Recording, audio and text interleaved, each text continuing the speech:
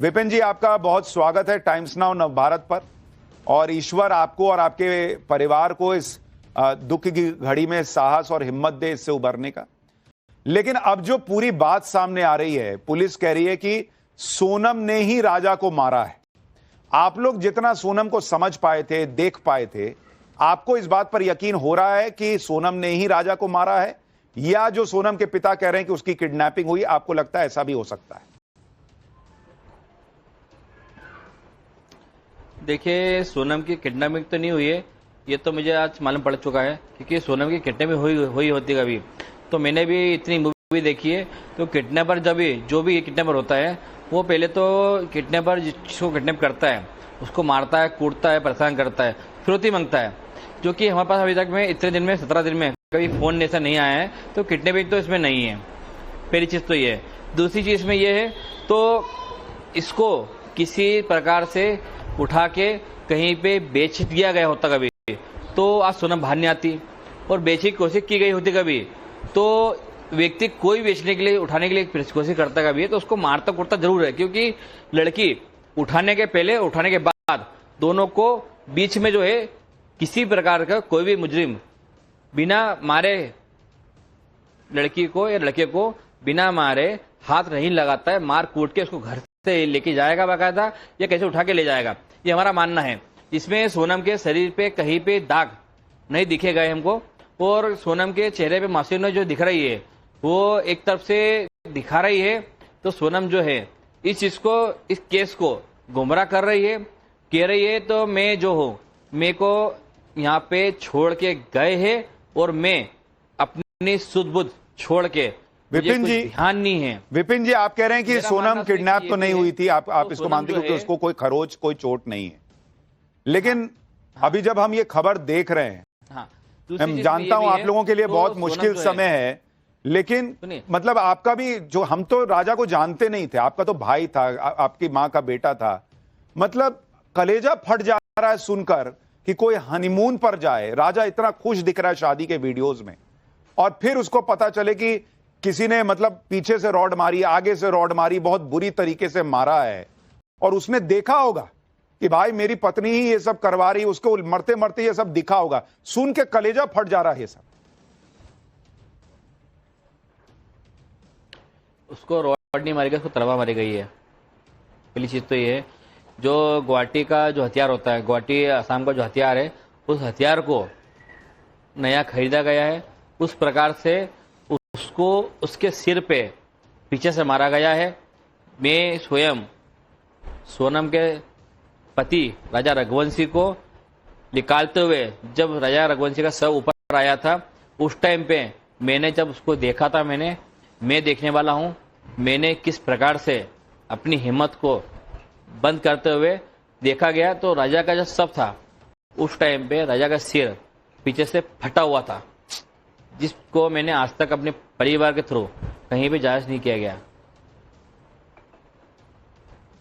और उसका जो पूरा चेहरा जो है, पूरा चेहरा एक कंकाल था।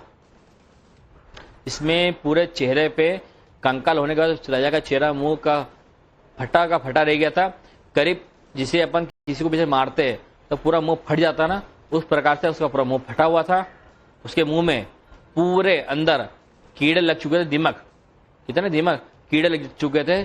जिस प्रकार से मैंने अपने भाई को देखा है, इसमें सोनम को जो है, सोनम इसमें इन्वॉल्व पूरी तरीके से है कभी, तो सोनम को भी मैं चाहता हूं मेघालय सरकार के थ्रू, तो इसमें जितनी हमारी हेल्प उन्होंने ढूंढने में करी है सोनम को, और राजा को ढूंढने में करी है, उसी प्रकार से सोनम को फांसी देने में भी हमारी हेल्प कीजिए।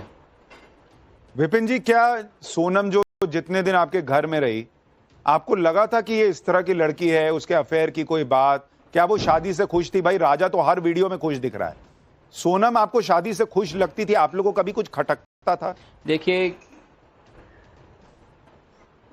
देखिए क्या था, शादी के 11 तारीख की शादी थी, और 12 को सोनम आई थी सुबह, और 13 को जेठ का महीना लग गया था। तो मैंने सोनम का जो है चेहरा देख नहीं पाया अभी तक, कहीं पे भी चेहरा नहीं देखने के कारण मुझे मालूम नहीं पड़ा तो सोनम खुश है कि दुखी है। दूसरी चीज, राजा ने मुझे इसके बारे में कभी मुझे जाया नहीं किया गया, तो भैया मुझे कुछ तकलीफ है, कुछ दुख है। हाँ, राजा ने 14 तारीख के दिन सोनम के परिवार में शादी थी तो सोनम को बुलाया गया था। उस दिन भी राजा को चिल्लाया था मैंने राजा शादी को 2 दिन हुए हैं और तू अपने परिवार छोड़ते हुए तो सोनम के परिवार में शादी में क्यों जा रहा है बता पहले। क्योंकि एक जमाई की एक इज्जत होती है, मान सम्मान होता है, जो कि राजा ने उस टाइम पे सोनम के चक्कर में सब माफ कर दिया। बोले भैया नहीं, सोनम की इच्छा है तो शादी में जाना जरूरी है, मैं जा रहा हूँ, मैं इसलिए तू चले जा रहे। मगर मान सम्मान एक अलग होता है। एक जेठ हम थे तो हम सोनम के सामने कभी नहीं आए, तू उसका पति है और तू जो है उनका जमाई है, तू उठ के अगले दिन ही कभी सोनम के कहने में शादी में जा रहा कभी है तो मतलब अपने परिवार क्या बोलेगा। यानी ऐसा लगता है कि कम ही समय में लेकिन राजा को सोनम से बहुत प्यार हो गया था। हाँ, सोनम को तो प्यार नहीं था, ये चीज तो कंफर्म हो चुकी है। राजा को उससे प्यार हो गया था, राजा उसकी हर बात मान रहा था और हर बात में मांगते मानते जो हमने राजा को बचपन में बड़ा करा है, गोद में खिलाया है, उसके बाद भी राजा हमारी बात काटते हुए सोनम की हर बात मानने लगा था, इसमें कोई संदेह नहीं है। उसके बाद जब राजा को 14 तारीख दिन शादी में गया था वो, तो शादी में जब राजा को उसने कहा था शादी में चलो, राजा शादी में गया बाकायदा। शादी में जाने के बाद में जब राजा को छोड़ते हुए सोनम अकेली छट चुकी थी तो राजा को गुस्सा आया, मैं शादी में तेरे कहने पाया हूँ और शादी में तू मुझे मिल नहीं रही है, कभी है मेरे साथ नहीं खड़ी है। तो मेरे जो बड़े पापा के लड़के रितु रघुवंशी वो उस टाइम शादी में उज्जैन में वहीं पे मौजूद थे। तो भैया को राजा ने कहा भैया मैं आज तो शादी में आ गया हूँ, आज के बाद कभी जिंदगी में इसके साथ में शादी में नहीं आऊंगा। उस टाइम राजा को कुछ संदेह लगा था तो भैया ने उसको चिल्लाया, बोले बेटा देख शादी नहीं हुई है, ऐसी बातें नहीं करते, ये जीवन है, अपने को जीना पड़ेगा और अपने को इससे झुकना पड़ेगा। बोले इतना बोलकर भैया ने उसको समझा दिया। इसके बाद मामला खत्म हो गया है। उसके बाद में 14 तारीख के बाद में 2 दिन बाद सोनम की विदाई करी गई वगैरह। सोनम यहाँ से उसके घर चले गई। घर जाने के बाद में इन लोगों की प्लानिंग आगे क्या चली फोन पर ये लोग जानते थे, इसका हमको कोई नॉलेज नहीं था।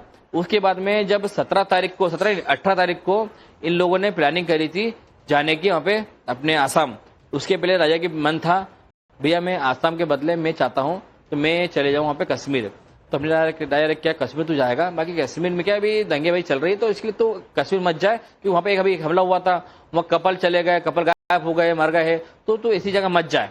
कि हालांकि राजा में और हमारा पूरा परिवार हम लोग कश्मीर होके आए थे 1 साल पहले ही, तो ये चीज के कारण राजा को मना कर दिया। राजा ने ठीक है, राजा वहाँ पे राजा तो मेघालय जाना भी नहीं चाहता था इस जगह पे जाने और के लिए। उसके बाद जो है वो गया और बहुत सारी चीजें ऐसी दिखने लगी थी कि दोनों के बीच शायद बातें नहीं बन रही। और आप जो बता रहे हैं कि राजा की जो डेड बॉडी आपने देखी, आसाम जाने की प्लानिंग जो थी सोनम की थी, उस जगह पे सोनम ने उसकी टिकट बुक करी। सोनम ने राजा को कहा मैंने टिकट बुक कर दी। मैंने राजा को पूछा राजा टिकट किसने बुक करी, बोले भैया सोनम ने टिकट बुक करी है, अपनी जब से पैसे नहीं लगे। मैंने पैसे किसी के भी लगे, पैसे घर के लगे, राजा सोनम करे कि तू करे, मगर तुम लोगों ने ये निर्णय ऐसा क्यों ले लिया बिना बोले हमसे बता पहले। तो मैंने राजा को रात को बहुत चिल्लाया था। मैंने 18 तारीख के दिन तो राजा ने मेरे से 19 तारीख दिन मेरे से दिन भर बात नहीं करी मेरे से। राजा 20 तारीख को बिना बोले मेरे से चले गया, मेरे को बताया भी नहीं भैया मुझे एयरपोर्ट छोड़ने चल। उसके बाद मेरे से राजा की कई बातचीत मेरे से आज तक हो नहीं पाई है और आज भी नहीं हो पा रही है। विपिन जी आपका दर्द मैं समझ सकता हूं, लेकिन जो आप बता रहे हैं उसमें भी बहुत सारे सवाल सोनम को लेकर उठते हैं और मुझे उम्मीद है पुलिस की जांच में और क्लियर होगा कि सोनम ने कब क्या किया और वो कहां थी गाजीपुर में मिलने के पहले। विपिन जी बहुत बहुत धन्यवाद हमारे साथ जुड़ने के लिए आपका। लेकिन जिस तरह से हाल के दिनों में ऐसी घटनाएं सामने आई, रिश्ते तार तार हुए, एक बात तो जरूर कहूंगा,